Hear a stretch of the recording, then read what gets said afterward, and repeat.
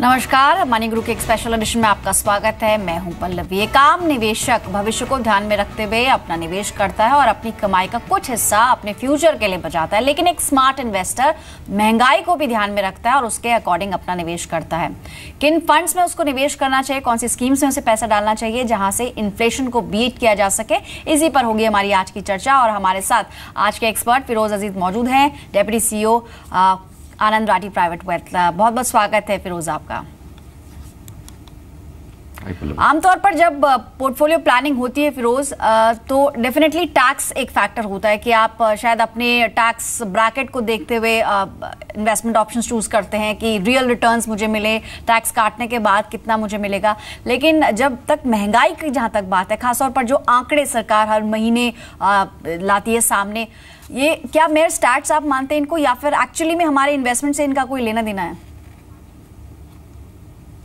देखिए, बहुत इंपॉर्टेंट लेना देना है पल्लवी जी। जैसे आपने कहा, टैक्स एक अहम हिस्सा होता है और महंगाई, जो प्राइस राइज कहते हैं, इन्फ्लेशन कहते हैं, जो सब एक ही मीनिंग है उसका, महंगाई प्राइस राइज का, वो बहुत इंपॉर्टेंट होता है फाइनेंशियल प्लानिंग में। क्योंकि अगर आपने अगर एक गोल रखा है तो उसकी आपको अगर गोल मीट करना है तो उससे ज़्यादा आपको पैसे कमाने पड़ेंगे, महंगाई से ज़्यादा, ताकि वो जो आप खरीदना चाहते हैं वो आप खरीद पाएँ। तो इन्फ्लेशन का बहुत इंपॉर्टेंट महत्वपूर्ण टास्क है फाइनेंशियल प्लानिंग में। इनफैक्ट वो फर्स्ट बेबी स्टेप होता है। सीपीआई जो आपने कहा, हर महीने गवर्नमेंट आंकड़े देती है, कंज्यूमर प्राइस इंडेक्स जिसको महंगाई कहते हैं उसके, तो ये बहुत इंपॉर्टेंट अहम हिस्सा होता है पल्लवी जी। राइट लेकिन आमतौर पर जैसे पोर्टफोलियो प्लानिंग की हम बात कर रहे हैं और जो आंकड़े आए हैं, अगर एक बार उस पर भी नजर डालें तो जो आरबीआई का टारगेट है 6% का, इनफैक्ट जो 4% का टारगेट है प्लस माइनस 2%, 6% का जो आंकड़ा सामने आया हाल ही में। इसके अलावा जो फूड इन्फ्लेशन की हम बात करें वो 12% तक पहुंच गई। तो अगर इसे हम एक्चुअल महंगाई दर से कंपेयर करें, जैसे जो आपने कहा कि डेफिनेटली इसका असर पड़ता है हमारे इन्वेस्टमेंट पर, कैसे इसको हम देखेंगे कि जो अलग अलग क्लासेस हैं, फिर चाहे एवरेज मिडिल क्लास है या फिर अपर मिडिल क्लास है, कैसे वो अपनी पोर्टफोलियो प्लानिंग करे? और इन नंबर से क्या कह सकते हैं कि डरने की जरूरत है कि ओ अच्छा, महंगाई तो डबल डिजिट में चली गई है और 10% से भी ज्यादा हो गई, फूड इन्फ्लेशन 12% हो गया है, इसको देखते हुए कैसे ध्यान में रखते हुए अपना पोर्टफोलियो बनाया जाए? देखिए, जो इन्फ्लेशन गवर्नमेंट पब्लिश करती है उसमें काफ़ी सारे अजम्पशंस होते हैं, उसके जो कॉम्पोजिशन होते हैं। गवर्नमेंट एज्यूम करती है कि एक आम आदमी अपनी 50% इनकम फूड पे खर्च कर देता है और 8 से 10% फ्यूल पे और क्लोथिंग पे, जो ज़्यादातर अर्बन एरियाज में स्पेशली वो ट्रू नहीं होता। तो इन्फ्लेशन जो होता है, जो आपका गोल है उसके हिसाब से इन्फ्लेशन कैलकुलेट करना वो बहुत इंपॉर्टेंट है। फॉर एग्जाम्पल, जो एजुकेशन का गोल है, आपको अपने बच्चे को पढ़ाई फॉरेन एजुकेशन के लिए भेजना है, तो वो सीपीआई जो गवर्नमेंट पब्लिश करती है वो इन्फ्लेशन रेलेवेंट नहीं होगा। ये हमने देखा है कि इंडिया में एजुकेशन का इन्फ्लेशन 11 से 12% रहा है लास्ट 20 सालों में, और ट्रैवल का इन्फ्लेशन भी ऑलमोस्ट 10-11% रहा है, मेडिकल इन्फ्लेशन भी 12-13% रहा है। जो आदमी अपनी फाइनेंशियल प्लानिंग में एक्सपेंडिचर करता है उसके हिसाब से अगर इन्फ्लेशन कैलकुलेट करा जाए तो ऑलमोस्ट 10% के ऊपर रहता है। जैसे आपने फूड इन्फ्लेशन कहा 12% पे है, ऐसे ही आपको अपने गोल की रेलेवेंट इन्फ्लेशन कंप्यूट करना भी बहुत ज्यादा जरूरी होता है पल्लवी। राइट इनफैक्ट जब एसेट क्लास की जहाँ तक बात है तो एक आमतौर पर धारणा है कि एज के अकॉर्डिंग, जैसे थंब रूल है कि आप अपनी एज के अकॉर्डिंग अपना एक्सपोजर बढ़ाते हैं, फिर चाहे इक्विटी की बात करें, डेट की बात करें। साथ ही साथ हम ये भी देखें कि कैसे तेजी से लाइफस्टाइल चेंजेस हो रहे हैं और काफ़ी सारे ऐसे खर्चे हैं जो शायद पहले, आज से 10-15 साल पहले नहीं थे, जैसे कि आपके मोबाइल फ़ोन का खर्च है या फिर मोस्टली घरों में आज वाईफाई है तो इंटरनेट का खर्च है। इसके अलावा जैसे आपने कहा कि रूरल और शहरों में काफ़ी अंतर है मेडिकल कॉस्ट का या फिर स्कूल की कॉस्ट का।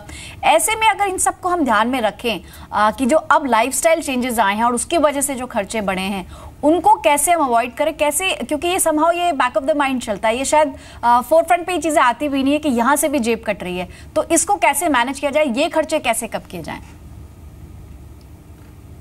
देखिए, जैसे आपने बहुत सही पॉइंट कहा पल्लवी जी, कि जो लाइफस्टाइल अपग्रेड होता है, एक आदमी अपनी लाइफ की स्पैन में अपनी लाइफ के एक्सपेंसेस को अपग्रेड करता रहता है। जैसे आपने कहा, पहले 10 साल पहले काफ़ी लोग ट्रेन से जाने में खुश थे, अब वो एयर ट्रैवल करना चाहते हैं, उसका इन्फ्लेशन अलग होता है। तो पहले तो एक नंबर डालने के लिए एक आम आदमी जो अर्बन एरिया में रहता है उसकी इन्फ्लेशन एक्चुअली 6-7% जो आरबीआई की टारगेट है वो नहीं होती और ऑलमोस्ट 10-12% होती है।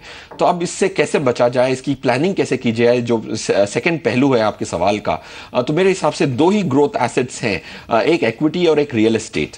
ये दो ग्रोथ एसेट्स के सहारे के बगैर ये inflation, double digit inflation beat करना नामुमकिन है, क्योंकि डेट और गोल्ड ये इन्फ्लेशन को बीट करने की क्षमता नहीं रखते। तो मेरे हिसाब से सिग्निफिकेंट पोर्शन, एक अच्छा पोर्शन रिस्क एसेट्स जो इक्विटी और रियल एस्टेट में अगर ना हो तो आप ये इन्फ्लेशन बीट नहीं कर पाएंगे।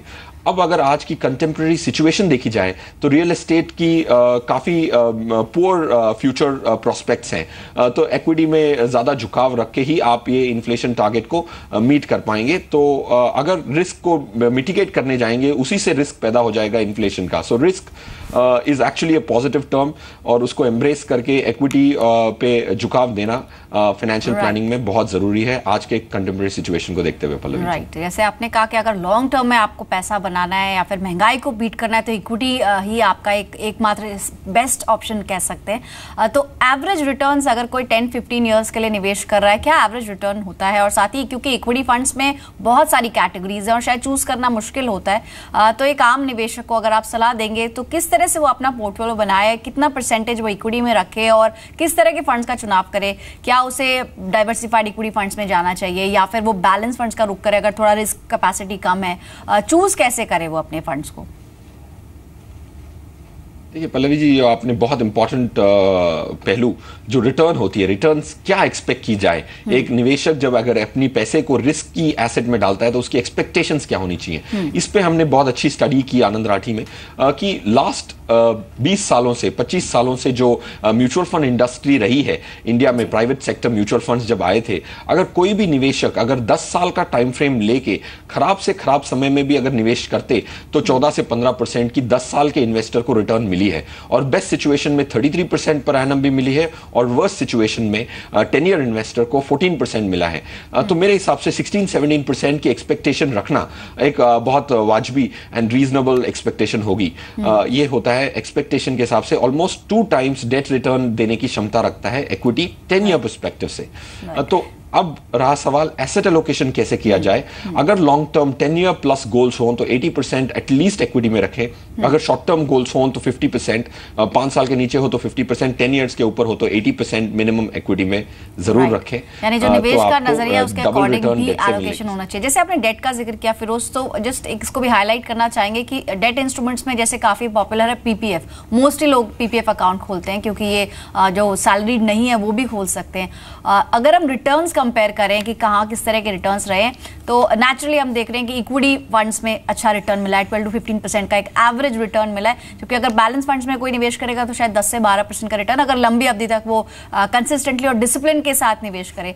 लेकिन कुछ और ऑप्शंस हैं जो मार्केट रिलेटेड तो हैं लेकिन वो म्यूचुअल फंड्स के अंदर नहीं आते, जैसे कि यूलिप्स।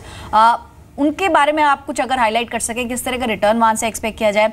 और साथ ही पीपीएफ का क्योंकि फिक्स्ड होता है और हर साल उसको सरकार जो रिन्यू भी करती है, हो सकता है कभी कम भी हो जाता है, ऑन एन एवरेज 8% के अराउंड पीपीएफ का रहता है। लेकिन उसके अलावा जैसे इंश्योरेंस पॉलिसीज है जो काफ़ी हद तक पॉपुलर भी है लोगों में, स्पेशली जो ट्रेडिशनल पॉलिसीज है, उनसे कितना रिटर्न आने की एक्सपेक्टेशन रहती है? देखिए पल्लवी जी, ये टॉपिक जो है इंश्योरेंस की बहुत इंपॉर्टेंट टॉपिक है क्योंकि काफ़ी सारे निवेशक हैं जो insurance without the need of insurance खरीद लेते हैं क्योंकि काफ़ी सारे इंश्योरेंस एजेंट्स कमीशन के होते काफ़ी पुश करते हैं, तो ऑब्लिगेशन में काफ़ी निवेशक इन्वेस्ट करते हैं। हमने 1000 पॉलिसीज का एनालिसिस किया, यूलिप पॉलिसीज का, उनका रिटर्न सिर्फ 2.5% आया है। डिफरेंट कंपनीज की 1000 पॉलिसीज इंडिविजुअल्स की हमारे क्लाइंट्स की ली गई और उसकी एनालिसिस पे सिर्फ 2.5% की रिटर्न आई और ट्रेडिशनल में 1.2% की रिटर्न आई है, और दोनों की 1000 पॉलिसी की एनालिसिस करते हुए। तो मेरे हिसाब से इंश्योरेंस एक अच्छा इन्वेस्टमेंट टूल बिल्कुल नहीं है, टर्म प्लान ही करना चाहिए और म्यूचुअल फंड का प्रयोग करके अगर आप रिटर्न की शंका करें, एक्सपेक्टेशंस करें तो बेहतर होगा। इनफैक्ट फिरोज, कुछ आप अपने पसंदीदा फंड्स अगर बता पाएं यहाँ पे व्यूअर्स के लिए कि इक्विटी फंड्स में अगर उनको चुनना है तो कौन से फंड्स हैं जिन्होंने लगातार कंसिस्टेंटली इन्फ्लेशन को बीट किया और अच्छे रिटर्न्स दिए हैं? देखिए, लार्ज कैप कैटेगरी बहुत important core portion of the portfolio होता है, तो SBI, magnum blue chip, Birla frontline और फ्रैंकलिन प्राइमा, ये लार्ज कैप कैटेगरी में बहुत अच्छे स्कीम्स रहेंगे और अच्छा प्रदर्शन देते रहेंगे, और आगे चल के भी 3 ईयर का पर्सपेक्टिव से इनका फ्यूचर काफी ब्राइट लग रहा है on the large cap category. On the mid cap category, HDFC mid cap opportunities एक बहुत अच्छा स्कीम रहेगा from a futuristic perspective, not just from past performance.